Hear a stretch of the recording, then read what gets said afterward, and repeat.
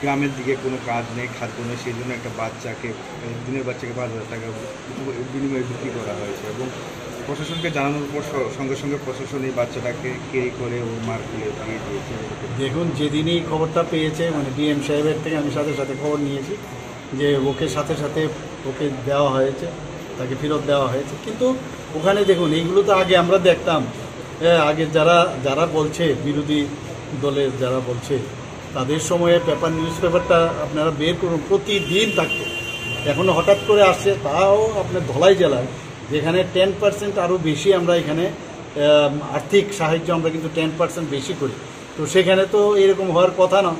তো এগুলো অনেক বিষয় আছে, সামাজিক সমস্যা আছে, এগুলো যেভাবে ওরা ফলো করে লিখেছে এরকম না। কিন্তু প্রতিবার দেখুন, এই ধরনের খবর আসা মাত্রই সাথে সাথে আমাদের সরকারি তরফ থেকে আমরা তার অ্যাড্রেস করি এবং সেটা যাতে এরকম না হয় তার জন্য আমরা চেষ্টা করি। কিন্তু এগুলো খালি কথা বলার জন্য বলে, একবার মনে করি এটা একটা ইস্যু নিয়ে করা যায়, কিন্তু ইস্যু করার কোনো সুবিধা নেই, কারণ আমরা অনেক বেশি সচেতন।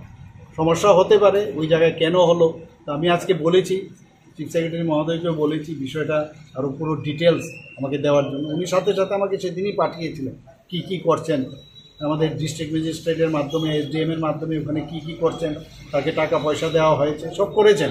এরপরও আমি বলবো যে আরও বেশি আমাদের সামাজিকভাবেও আমাদের আরও অ্যাওয়ারনেস দরকার এই ধরনের ঘটনা যাতে না হয়, এবং কোনো অবস্থায় আমরা সেটাকে মান্যতা দেব।